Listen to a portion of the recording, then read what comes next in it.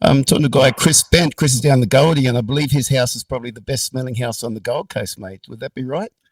Mate, yes, you could say that. There's plenty of lovely aromas throughout this household, that's for sure. Mate, your wife Susie, she has a business, Lunar Blue Collections, which is like what is it? Coconut soy wax candles. Is that right? Yeah, so she hand pours her own scented candles, and every scent is based on her heritage. Her father was Italian, Right. so Lunar Blue is the Italian blue moon, the Italian connection there. Okay. And each of the scents are based on memories of and family members and stuff like that. So it's great. And she does online sales and local markets and things like that. And she's going really well with it. Now, how'd you get into that? Mate, it was just something she wanted to do for herself, looking for a little side hustle when she first started, tried a couple of different things. And then she thought, no, I want to do something that I can really create from scratch myself. So watched 1,000 tutorials on YouTube and taught herself how to make candles. Yeah, great. Mate, that's the type of thing. This little thing I'm doing with these podcasts, I'm trying to capture local stories. And I actually want to talk to a lot of little businesses like that people do that are local and just find out how they get there, their journeys, how people do it, and how they connect to them, But, mate, you're, of course, a fellow muso, a warrior in the trenches with people like myself. Indeed, Nick. But, mate, you got a bit of a different history. And what I wanted to talk about, too, was you come out of the record industry, mate.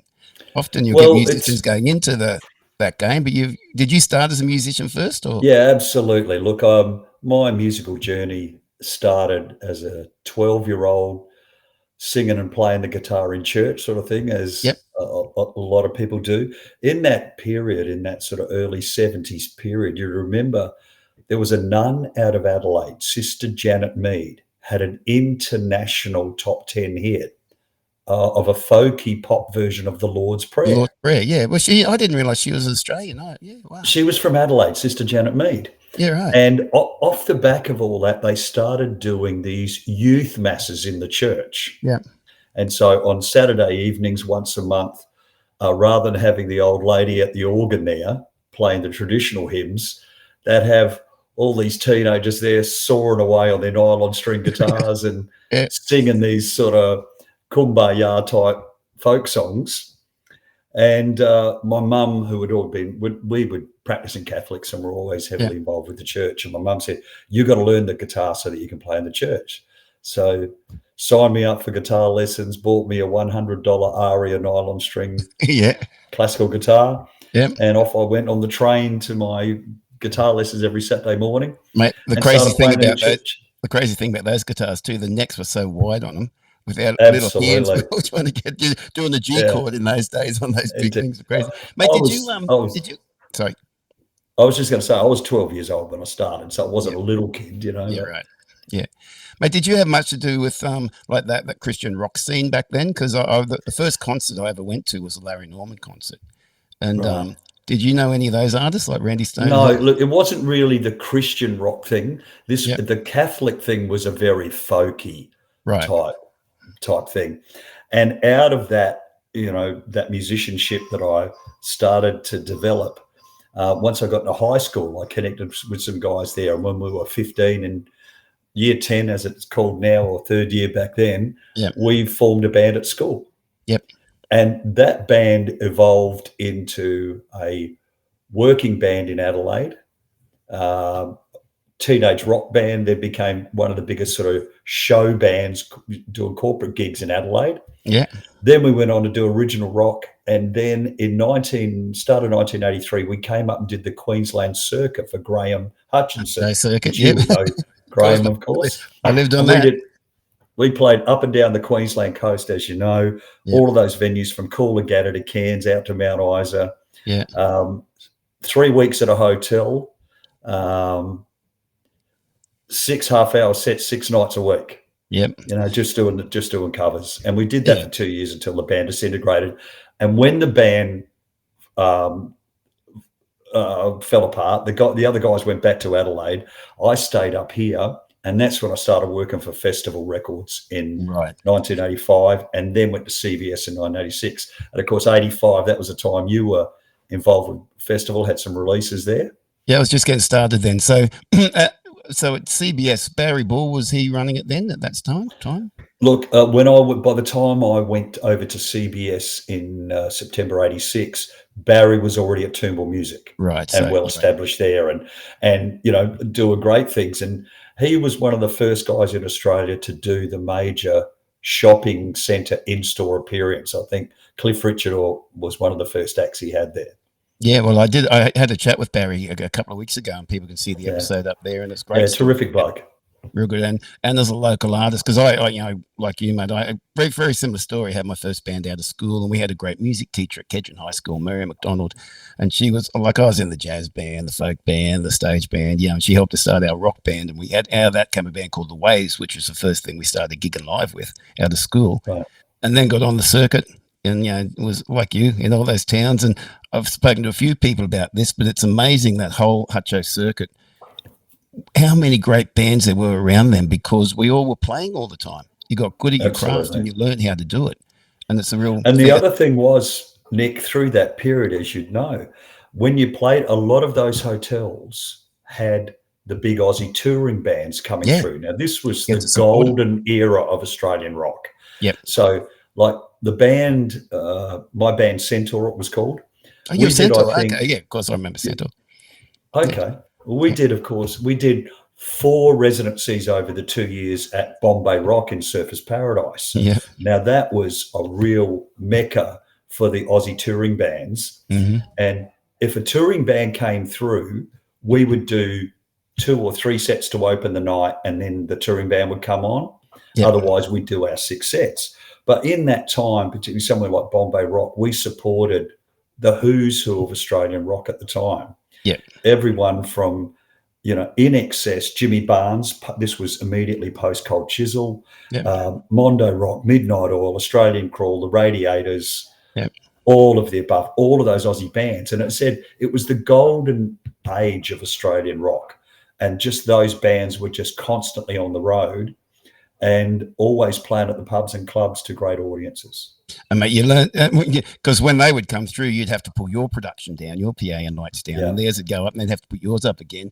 And I remember being the front person, I always got the job of rolling up the multi-core, this massive long lead. And you had to learn how to roll leads, because every time they'd come in, you had to supply one of your members to help load in and crew and all that stuff. But you got to learn all that, and you learnt the politics too. Like I learnt early on that the first thing we did would buy a bottle of bourbon usually for their sound guy and give it to them, because their sound guy could either destroy you or make you do really well on that night if you were a jerk to him. So a bottle of bourbon went a long way to helping your sound become really good. Of course. Yeah. Graft and corruption, mate. Nothing wrong with it at all. But mate, we all learned those things. And I've said many times, it's one of the sad things now that a lot of the young artists come through, don't get that chance to learn their craft like that. And like my act, I was writing, I was doing my originals in the shows, but I was, most of those venues you were doing covers as well. And that's where you learnt how to entertain, read a crowd, do all those things, and then help shape your original songs too. But yeah, I ended up working with Jamie Dunn, who did aggro back in those days. Jamie managed me. And we had some, because I was a regular on Channel 7 at a thing called Saturday Morning Jukebox they did on those days. And we were able to thrash some songs on there, and we got them out through festival, and they charted on the old Stereo 10 and things like that. And it was a great experience. And fantastic. Unfortunately, I waited for about a year. The festival kept promising that they were looking to heading it towards an album deal. But then one year they cut their budget in half pretty much. And I was one of the acts that got cut off, and it was really hard to come back from once you get cut off a roster. Well, unfortunately, with Festival at that time, you got to remember they didn't have a lot of acts signed direct to themselves. Yep. Their big Aussie roster was on Mushroom. It was Gadinsky's label, distributed through Festival. Similarly, in that mid-'80s period, they actually distributed a lot of excellent second-tier labels. So labels like Chrysalis that had Huey Lewis of the News and Pat Benatar, labels like Island that had U2. So there was a number of those labels. Arista, which went on to RCA, had the first Whitney Houston album came out through Festival. So Festival's strength was those international labels that were represented here in Australia, that one by one, through a very quick period in that mid 80s towards the early 90s, got absorbed into one or the other of the big five international labels. Warner's, Yeah. Universal, CBS, RCA, that sort of thing. All of those labels picked up, those record companies picked up those other labels, and it sort of left Festival with not much at all. Yeah. So you started. You were a sales rep at Festival. Is that what you Yeah, started? well, I started in the warehouse there, picking records, Okay. taking phone orders on the phone. It wasn't a computerized system at all. You had to Yeah. write it out by hand, Yeah. and then wander around the warehouse and pick the boxes, to pick the LPs and CDs. It was just the start of CDs then, back in 1985, the early days of CD. Yeah. And then send the orders off. And after only a couple of months there, terrific sales manager there, British bloke, Stan Hill, he was a real character. Do you remember Stan? I do remember Stan. Yep.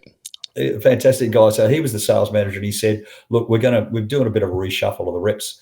There's a job for sales rep down the Gold Coast and the regional areas in Queensland. You want to have a crack?" And I said, "Absolutely." Yeah. So Beautiful. he took me out on the road for 2 weeks and showed me how to do it, and loved it. It was great. And we're talking about people at Front Mutual, people knew like Andrew Howell and things like that. You guys at one stage seemed to be a big jump where a fair few of you went over to Sony. Well, it was CBS Records at the CBS. time, yes. CBS here had a bit of upheaval, and they brought in the guy who was the state manager in Western Australia, Peter Caswell, who'd been at Mushroom Records. And he was a terrific bloke, very animated, very energetic. And he had worked at Mushroom with Mick Delante, who was the promo manager for Festival in Queensland. Yeah. And so his first port of call was like, "I need a new promo manager, Mick. You need to come over to CBS." And then they got to talking, and then he said, "I'm going to need a couple of reps as well." And Mick said, "Well, I've got 3 great reps." And he said, "Well, I only need 2 at this stage." So he picked Tony Modolo and me in the end after a dinner that we had to get together. And so we all went over to CBS at the one time. Right. Mate, there's so many good memories coming back from those times. I remember a few parties with those crew of people at the old underground. It used to be the Boot building at Milton there. I remember a few long nights those times with a few tequila shots along the way. Oh, yeah. So, mate, your perspective on, we'll get to your music, what you're doing now and these days and everything, but your perspective on what you've seen, where the music industry was, where it's at now. It's obviously, totally different game as far as what you can do as an independent point of view, but also when you release some music, it's going into such a saturated market with so much material coming out every day. What's your general thoughts on where it's at now from where it's come from? Okay, quick commercial break here while we're doing the show. I have to thank our sponsors for today's show, which is me. Big shout out to Nick Phillips for, mate, I just couldn't do this show without you. So it's really good. But look, if you are enjoying the stuff I'm doing in capturing local stories and trying to get more word out about what is happening in our local communities and would like to help out, come on board as a sponsor. Please send me an email and let me know. My email's down here. You'll see it, aussielocalandlive@gmail.com. Reach out to me. We'll work out something where you can help me and I can help you, and we can tell more stories and we can make it all work, which is really, really cool. If you don't want to be a direct sponsor, maybe you just want to help out by going to my tip jar on my website. Just put your camera on the QR code there, and it will take you to my website. All the dollars come here, and everything goes towards helping marketing this whole little thing I'm trying to do. So that's it. If you'd like to be a sponsor, let me know. If you can help out in other ways, let me know. If you have a story to tell, email me, and I'd love to get you on the show. Anyway, back to the show. Look, I guess the key thing is, as you mentioned before, the major record companies used to be kind of the be-all, end-all for an artist. Yep. If you wanted to really have success of selling your records, to have success touring, to have success on the charts, all those things, you had to be with a major label.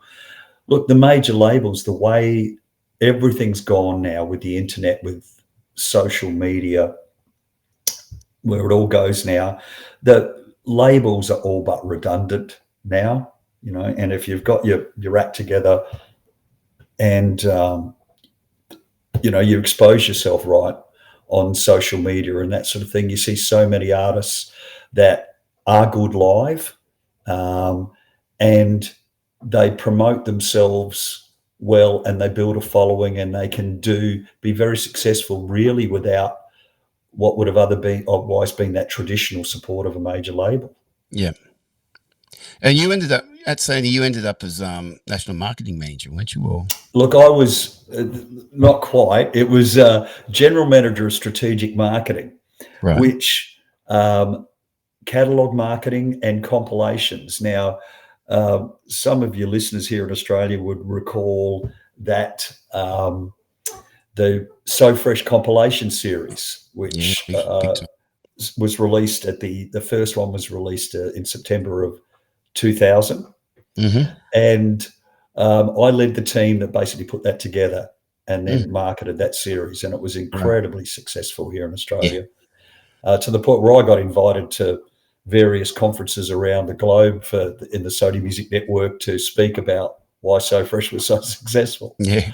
I know from a musician's point of view, everyone had to buy them, and you'd have to at least be learning 4 or 5 songs off each one to add to your set list. Absolutely. Look, it was a great series, and we did extremely well with that. And then was the catalog marketing. On top of that, I oversaw some of those sort of specialist music genres as well. The classical product manager reported to me, and I had a few other different responsibilities there. But it was a great time at Sony Music. It was a very good company, and we did a lot of good things. Did you get to work personally with any of the big global acts at all? Look, when I first went from being a rep here, I went down to Sydney in 1988 to be the New South Wales State Manager. Mm-hmm. And as head of as New South Wales State Manager, you're head of marketing and sales in that state. So the promo team there would report to me. I'm working with them. And so anytime an artist came through, the media work they would do, the functions, the media retail and media receptions that we would have, the New South Wales branch would put all that on. So I'd be overseeing the organisation of all of those sort of things. And yes, so then the answer to that question is yes, you got to meet all of those Sony Music artists, the big international superstars, their launches, their receptions, have dinner with them, spend time with them, that sort of thing. I have some great memories of times with some of the biggest Sony Music names. What would you put as some of your top ones? A bit of your top ones, mate. Where would? Look, I guess I have to say, a rather unusual experience that happened when I got to sing with Billy Joel would be a good one. That happened on 2 occasions in the space of a few nights. Lots of alcohol involved, as you'd imagine. Got to sing with Celine Dion at a restaurant in Potts Point in Sydney. That was a funny one, how that sort of came about. Meeting Bruce Springsteen, and chatting with him. Yeah. So many great artists. Actually, Sony Music got to distribute Mushroom Records from 1987 for about 4 years. Mm-hmm. And I got to spend a bit of time with Paul Kelly, and he was a terrific guy, really very humble man, very well read. Meeting him and spending some time with him, excellent. The other Sony Music artists that are very sentimental to me was when I was first learning to play the guitar, Hot August Night was the biggest album here in Australia. Yeah. And my mum bought me the Hot August Night songbook. Yeah. So there was a time where I could sing and play just about every song on Hot August Night. Yeah, well, in 1992, I met Neil Diamond for the first of about 4 or 5 times. Mm-hmm. And terrific man, really lovely. Yeah. Yeah, no, Barry was talking highly of him as well. Said he'd had great times with him. Mate, so from going, what happened when what I don't know, your story in detail like that. What happened where you left the record companies? Well, come 2004, Sony Music merged with BMG. Yep. Now, one of the things was in the midst of, I went down to Sydney in 1987, and in 1997, my wife Susie and I had just had our first son, Jackson, and we had no family in Sydney. So I was traveling all over the country at the time, and she was always at home on her own with the baby. So we decided to relocate back to the Gold Coast to be with her family. And then I actually commuted to Sydney every week for 7 years.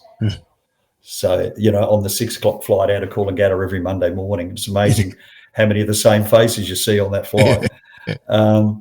So did that. But once the company merged, I got to a stage where I really couldn't do the commute any longer. And then the chairman at the time at Sony Music, Dennis Handel, asked me if I would work as a consultant for the company. Based up here, I only had to go to Sydney once a month, do my work on the phone and the computer. And I did that for another 5 years for them. Yeah, right. It felt, from an outsider looking in, it felt like, might be totally wrong here, but it felt like there was a pretty good supportive family atmosphere within the Sony structure, was there? Or yeah, mate, there was a very good executive team, and we had great people in so many levels of the company. We hired good people, we trained them well. They were given the resources to make a difference in their role, and we did some terrific work. There was a great thing, and we did a lot of great work for a lot of Australian artists. We maximised sales for a lot of international acts, like Jeff Buckley's Grace album. Yeah. Australia is the best market per capita for it. The French got onto it as well. An American artist that the Americans never really recognised and got onto, but we did. It's like 7 times platinum here in Australia. Yeah. Australia became a bit of for a number of artists too, like the place they'd try and break through first, wouldn't they? There'd be, I think, or...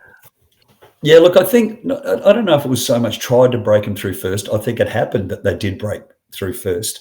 Right. The Australian audiences have always been very, they've been very particular. The artists that are genuine, I think, that they can see. There's genuine talent. There's genuine care for their art. Australian audiences recognise that. And then if their record company got onto it and really worked hard to take it, to really capitalize on that, you could have great success. And, I think Sony wasn't the only company that did that. There were other companies, Warner's had great success with someone like Tracy Chapman very early on in her career. There was a lot of those sort of examples where, you could see a connection with the Australian audience and a particular artist. And then it was our job to really make sure that opportunity was maximised. From a label perspective, in the early 90s, I lived over in Los Angeles and I did my first album over there, Poetry and Beer. And we did, I didn't get to travel around America, but did a lot of work in the, Southern California area. And I remember, especially a couple of live engineers I was talking to, they were just absolutely adamant that Australia had its own unique sound, and that time the church were doing a lot over there, and those things happening. And I always kind of felt that, but I couldn't put my finger at like they could. But it was also that time I remember I was talking about Paul Kelly. I had a meeting at a publishing company, and the guy I was meeting with actually had a collection of Paul Kelly's tapes there, and he was like going through them, and he was asking me questions about Paul Kelly and all that. And I said, "Well, guy's great, But did you notice from that record company side of things, can you put your finger on what was distinctive about Australian music? Look, I don't know. I wouldn't say that. I think you could list 100 Aussie acts and they would all have completely different sounds and qualities about them. The one thing I would say is what I think the connection with the audience, just where there was a genuine connection of what the artist was. They were genuinely telling their story, genuinely doing it in their style. And I think Aussie audiences are connected with that. And then particularly in that period that we talked about, so many of those acts came from the road. Yeah. They toured, they played live. Yeah. You had to be able to deliver it in a live situation. It couldn't just be all show and no go with, overdubs and, studio production. You had to be able to deliver live. Yeah. And I guess that trick to be able to then transfer that vibe of what you do live onto a recording, it's a very difficult thing to do. And you see some acts have been great live, but just didn't really make it from a recording point of view. That's where, a lot of times I think, where the producer comes into it, the guys that would, work out the best way to capture the spirit of that act, whether it was virtually like them playing in the studio live with minimal overdubs or breaking it down a little bit more, to get the best out of them and teach them the studio art to capitalize on their live performance skills. All right. So, mate, so you were consulting for Sony, and did you get back playing live during that time, or? Yeah, so really a little bit later than that, as I started to finish up my consultancy, I connected mainly because with my wife Susie on her 40th birthday, we put together a scratch band that played in our backyard for celebrate her birthday with some friends. And then the guy, a very good friend of mine, Scott Fullerton, he'd been a drummer with a band on the Gold Coast called Risky Business in that same sort of era. And Scott was a really good drummer, and he decided we'd had so much fun at this party that he wanted to do more of it. So he went out and found a bit of an old boys Sunday afternoon jam band that he joined. And then the singer that they had with that group was a bit of a stoner. It wasn't really working out. So they sort of punted him, and they said, "Oh, we're looking for another singing guitarist." And Scott said, "Well, I know a guy." So we connected, and it was just going to be a amateur old boys Sunday afternoon jam once a fortnight or whatever. Yep. But as we started playing together over a couple of months, well, this is actually pretty good. And then we said, well, look, there's two of us were turning 50 in the next year. And we said, well, why don't we work up a couple of sets of party songs, and then we can play at our 50th birthdays.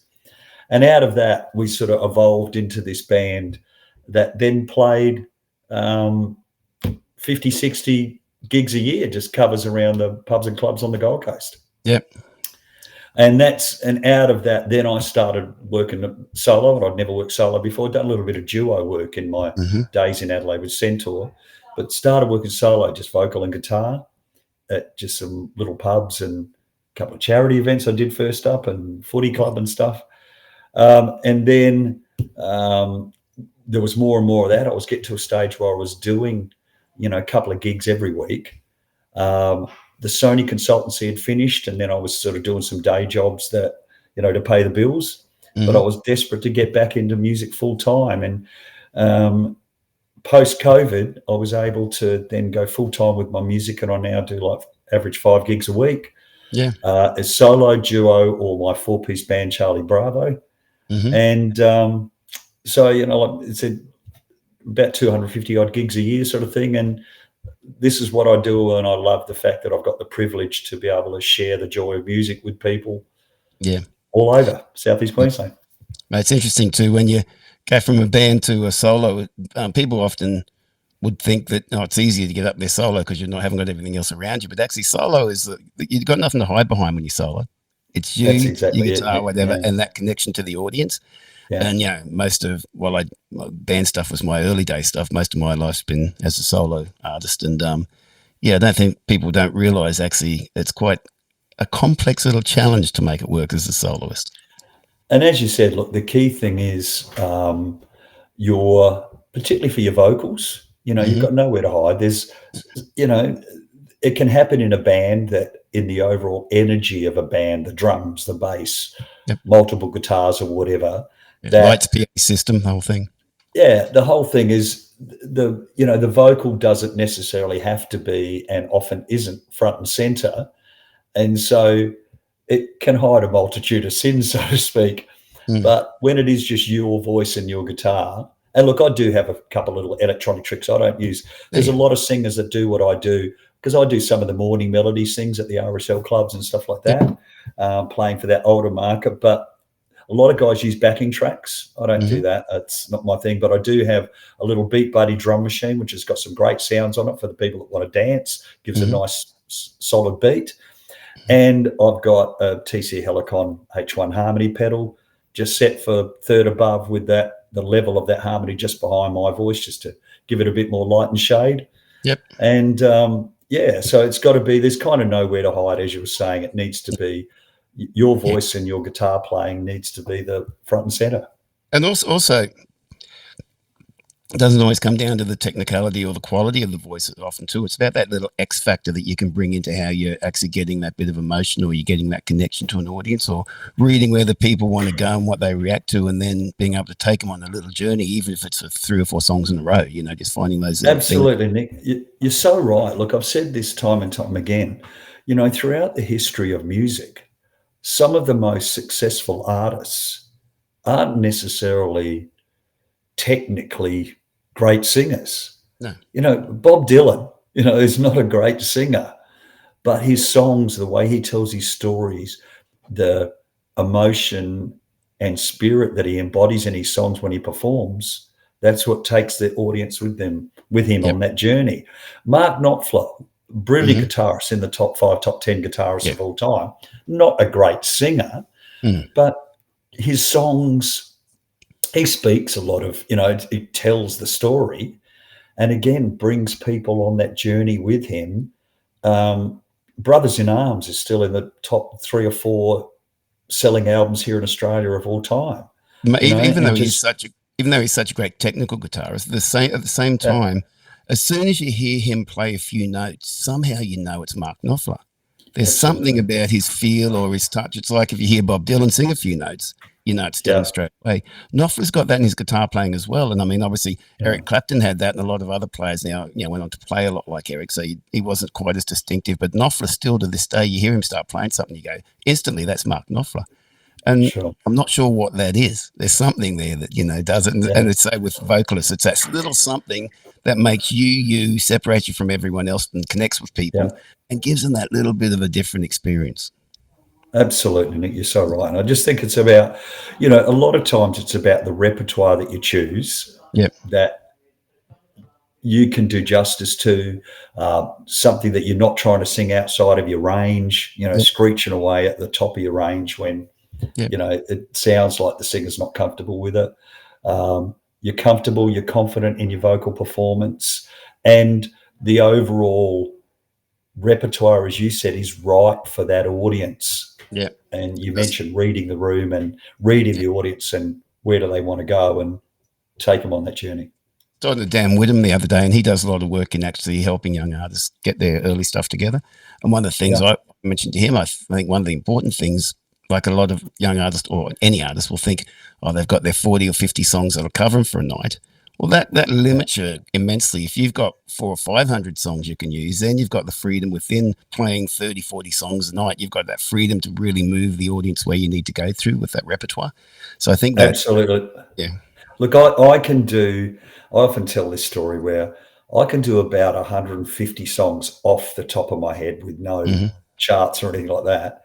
But I do have an iPad with me on my stand for these gigs for exactly that reason. You get people that come up and they want to request a particular song, a particular artist. I've got 800 songs in the iPad. Yep. So there's the lyrics and the guitar chords there for all of those songs that I couldn't do that request without those as the prompt there for me to do that. And then someone asks you for a song, so, and it may be you can't do that exact song, but I do that song by that artist or something similar. You probably like so-and-so. You do it, you know the story. And, it makes that person's night. The fact that you've, as opposed to, no, I don't play that stuff, mate. And when you can accommodate their requests, it's one of the key factors. And the main thing is, as a musician in these sort of venues, for the most part, so often for me, people aren't coming along necessarily. There's very few people that are coming to see me perform. Yeah. They're coming to enjoy the night at the venue. Yeah. And my job is to enhance their overall experience at that venue. Absolutely. And then when you want to be doing your own stuff and everything, that's when you do your showcase nights, so you sell tickets and you set up a different atmosphere. It's all, and at the end of the day, it's all about making music, making a living, and it's the only thing I've ever known how to do, mate. So I just have to keep doing it. Absolutely. So, but now you're also like writing books as well, buddy. Mate, I've singular written a book. Okay. I've written a book called 6 Strings and a Dream, from side hustle to center stage. And it kind of tells my journey, but it uses it as a little bit, that you could mimic this, I guess, if you wanted to go from the way I was, a weekend musician doing 1, 2, 3 gigs a week, Hmm. and you want to do your music full time and doing 5+ gigs a week. Yep. The other thing is obviously for someone who's just starting out, as you know, they've learnt their craft, they've learnt the instrument, they want to start now gigging live. It takes you through all of those steps, how to put a set list together. Yep. And then, given my background in sales and marketing, the sales side of the business. How do you get a gig? How do you contact a venue? What do you say to them? How do you follow up? What do you put on the email? How do you get gigs? That sort of thing. But without giving away too much, because obviously we're going to want people to get your book and get the That's all details good. of it. So, what from that having that sales background and doing what you're doing with the gigging work now, what are the main points you think artists should be looking at? Look, I think the key thing is to learn some basic sales skills. And people say, "Oh, well, I'm not a salesman." Look, the fact is, as humans, we're selling ourselves and our ideas every day of our lives. Yep. And particularly, you come into a job like this, if you want to get gigs, you have to sell yourself to that venue manager or that agent. And it doesn't need to be hard sell, but it's just presenting yourself with some basic levels of professionalism that they've got the confidence. Oh, well, this guy, he follows up, he's thorough. He's going to, if I book him, he's going to turn up on time. It looks like he'll do a good job for my audience. So let's give him a crack. You know, so it's some of those very simple things there. Look, in the book, I do talk about, you know, here's a script of your first phone call. Mm-hmm.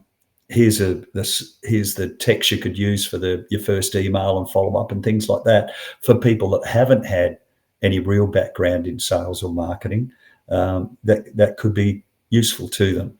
You know, it's like how to approach agents, slightly different to venues, and there's some similarities, but different stuff like that. Now, the other course is, besides all of those sort of things, talking about the industry, in the book, I have the chapters in between of what I learned from the various Sony Music superstars. Yeah, right. So given my exposure to those sort of artists that I mentioned earlier, what I learned from Billy Joel.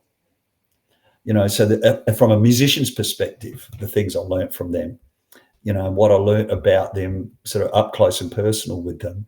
And so there's some nice stories, and I do tell kind of the verbatim conversations and stories of the funny things that happened and how I came to sing with Billy Joel at the Park Hyatt on the Rocks in Sydney, you know. So it's a bit of good fun that adds to it, and some other colour that kind of tells my story as well.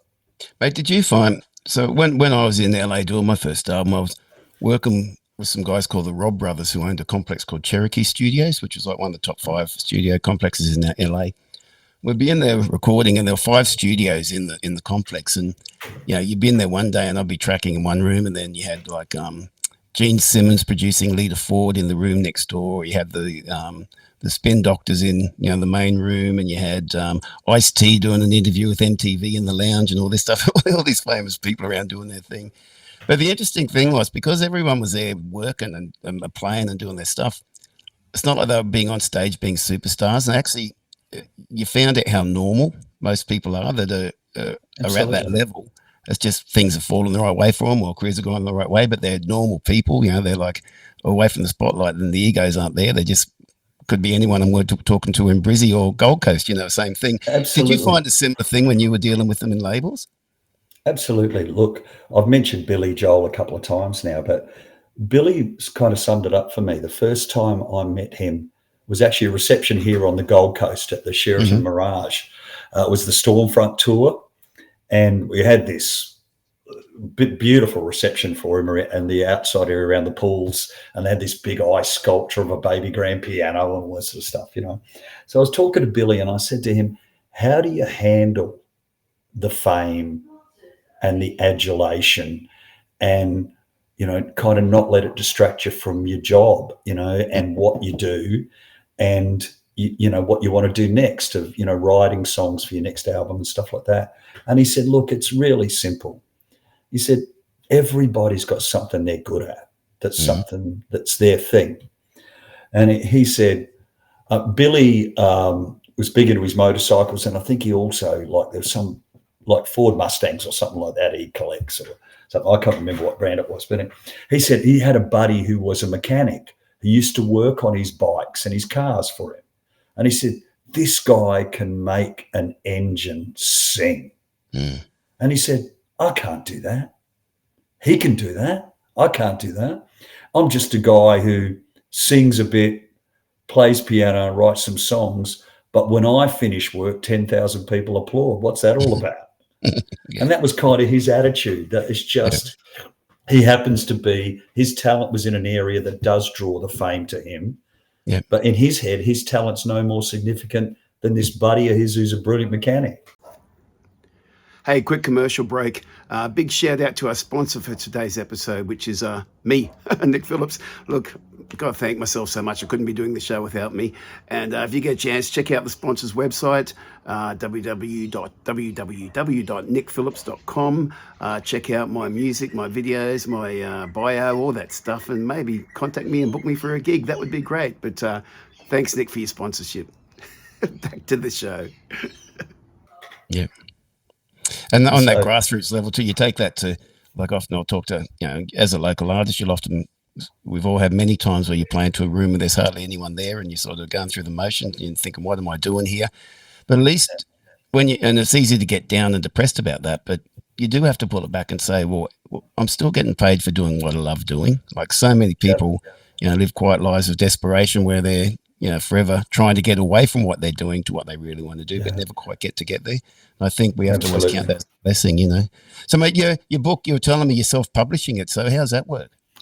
Well, you pay to have it done. There's a mob called Tellwell. There's a number of different publishing companies who will do that. And then you pay for their services. You deliver a manuscript. They have a substantive editor go through it, recommend edits and that. A how-to book's a little bit different to a novel or, a fiction story. Yeah. But they made their recommendations and that sort of thing. And then, you give them a briefing of what you want for the artwork, for the cover, and some ideas for the layout. And they're the professionals come back with the recommendations of all that sort of stuff. And then once you've got the finished thing, they will organise the distribution to the big online bookstores and that sort of thing, Amazon, Booktopia, all that sort of stuff. And other recommendations for the marketing. The book will actually be finished and out before Christmas this year, but I happen to be going away. We're going away for Susie's birthday. The family's having a holiday in Europe for 4 or 5 weeks. So when I come back, and from February, then I'm going to start work on the promotion and the marketing of the book, and we'll run from there. Very cool. We'll have to get you back on about that time, mate, and let everyone know that it's coming and about to hit the shelves or the onlines or whatever it happens. Easy. Sure. So where you heading to in Europe? Well, Susie's late father was Italian. Yep. So we're going to the region and the city that he was born in. He was born in Lecce in the Puglia region on the south-east coast of Italy.